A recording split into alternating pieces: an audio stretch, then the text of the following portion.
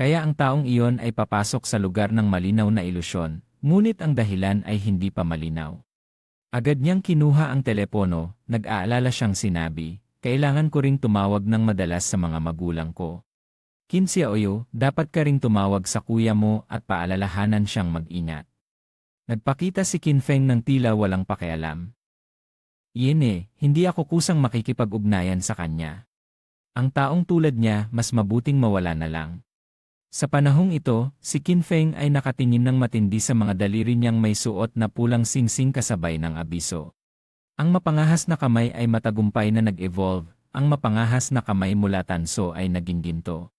Ang kasanayan sa sistemang assassin ay maaaring gamitin sa mga halimaw na may 20% hanggang 70% na tsansa na makakuha ng karagdagang gantimpalang loot.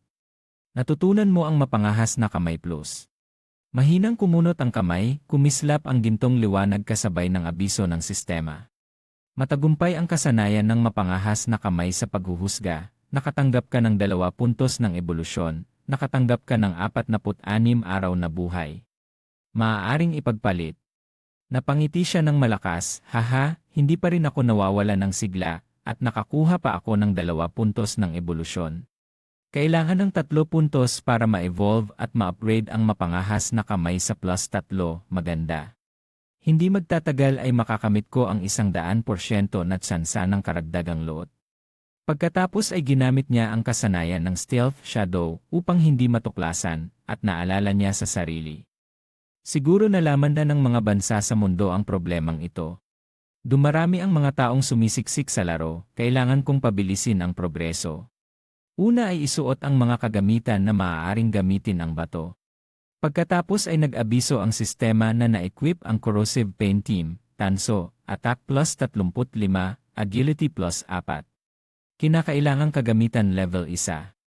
Mabilis na sumanib ang katawan sa dilim, nagplano siya ng estratehiya.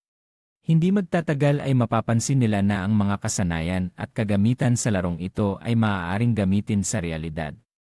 At pagdating ng oras ay lilitaw ang mundo upang maglaban-laban para sa mga kasanayan at kagamitan. Kailangan ng 2 kondisyon.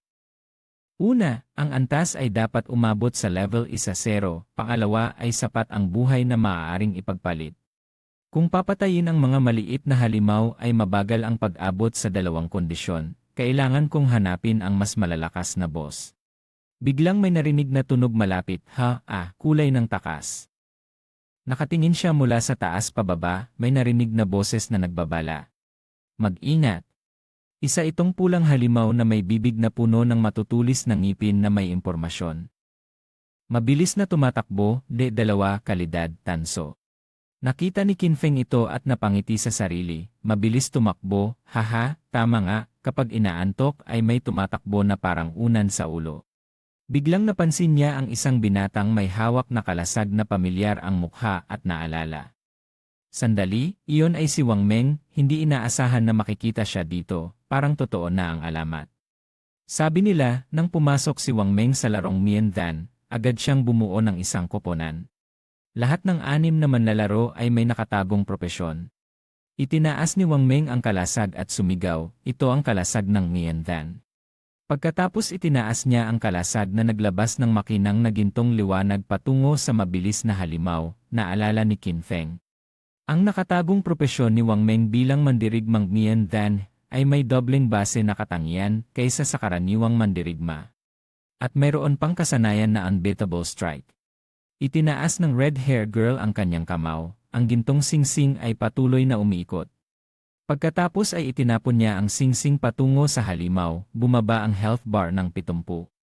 Tahimik na pinuna ni Qin Feng, ang pinsala ng spell ng prophet ng mage system ay doble ng karaniwang mage, kasabay ng prophetic fireball. Isang binata ang patuloy na nagpaputok ng pana patungo sa halimaw, ang nakatagong propesyon ng bowman ng maliwanag. May dobleng katangian kaysa sa karaniwang bowman. Kasama ang kasanayan ng rapid fire. Ang kaibigan niya ay may hawak na aklat na kumikislap ng asul na liwanag. May nakatagong propesyon bilang pari na may kakayahang magpagaling ng doble kaysa sa karaniwang pari. At may kasamang group healing skill mula sa simula. Ang mga fireball at mga palaso ay sunod-sunod na inilalabas, ngunit madaling naiiwasan ng halimaw tulad ng pangalan nito. Lumitaw ang kalasag na ginawa ni Wang Meng, may mga patak ng tubig, sumigaw siya ng malakas. Nag-alala ang binatang nagbabato ng pana, hindi pwede, sobrang bilis ng boss na ito, mahirap tamaan mula sa malayo. Nag-utos si Wang Meng, pari, pagalingin mo ako, ang iba ay magpatuloy sa pag-atake, patayin ang boss na ito.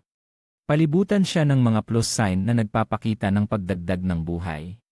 Napangiti si Qin Feng sa sarili, patayin ang boss, ang pangalang Wang Meng ay masyadong optimistiko. Tumingin siya sa madilim na bundok sa paligid at naisip, nakalimutan niya na ito ay isang ligaw na lugar, kung magtatagal ang labanan. Madali itong makakaakit ng iba pang mga halimaw. At nangyari na, may dalawang halimaw na lumitaw sa likod ni Wang Meng. Nakita ni Qin Feng ang mga ito at naalala, mga pulutan, pangalawang antas na karaniwang halimaw. May madilim na kayumangging alikabok sa katawan, dalubhasa sa mga atake mula sa malayo.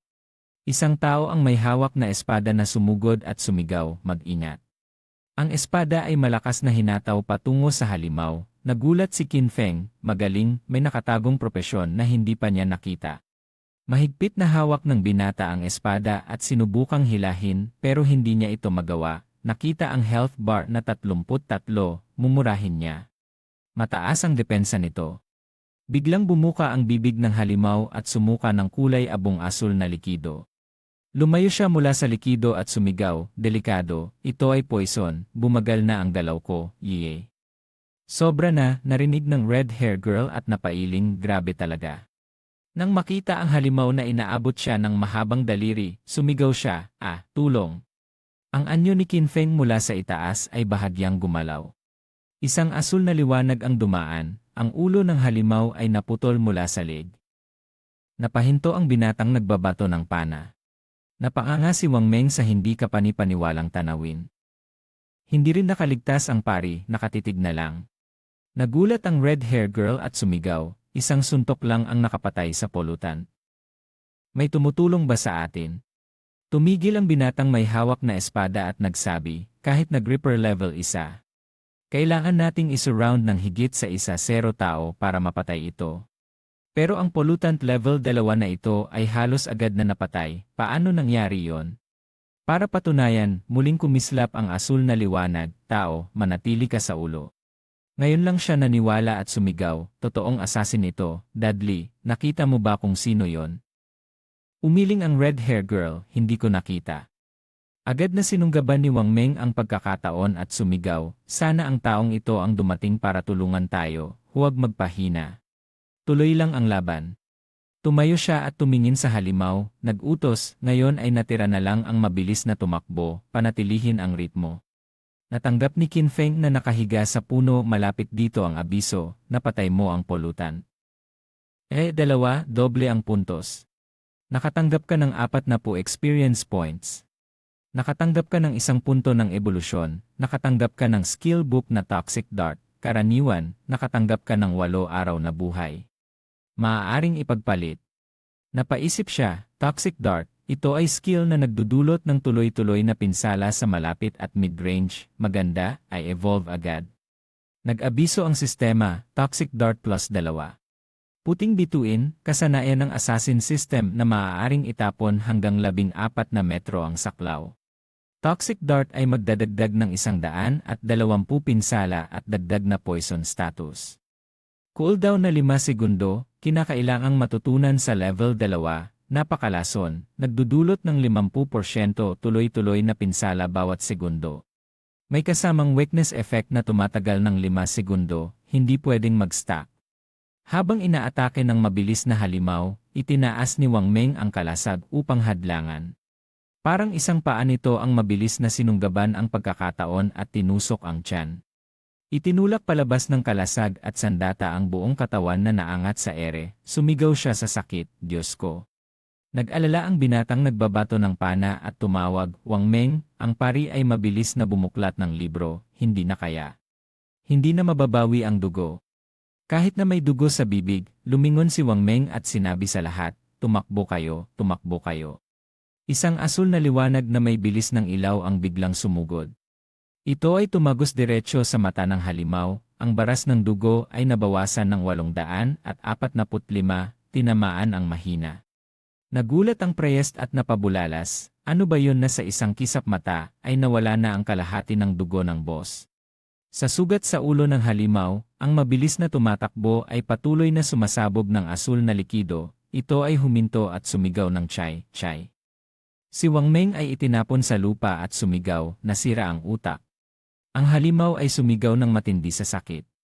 Ang baras ng dugo ay patuloy na bumababa dahil sa 4 na sunod-sunod na pagbawas ng 324, pagkatapos ay bumagsak ito ng mukha sa lupa.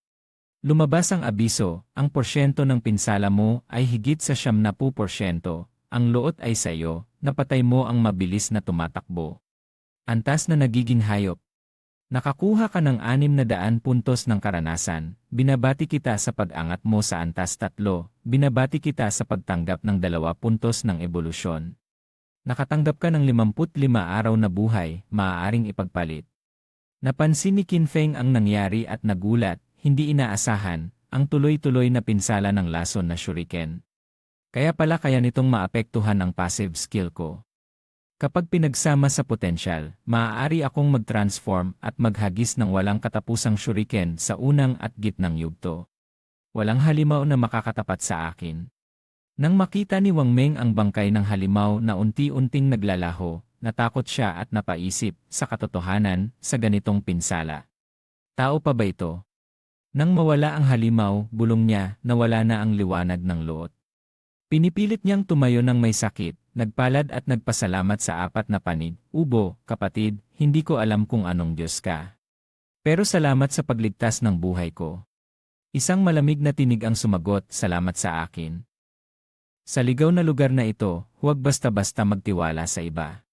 Naiintindihan ni Wang Meng ang sinabi at hindi nakalimutang magsabi sa mga tao sa paligid. Naiintindihan ko na, salamat sa paalala ni Grandpa Li. Hindi ko na istorbohin si Grandpa Li sa pag-check ng kagamitan. Ako si Wang Meng, kung kailangan mo ng tulong sa hinaharap, pumunta ka lang sa akin. Sumagot si Dudley. Grandpa Li,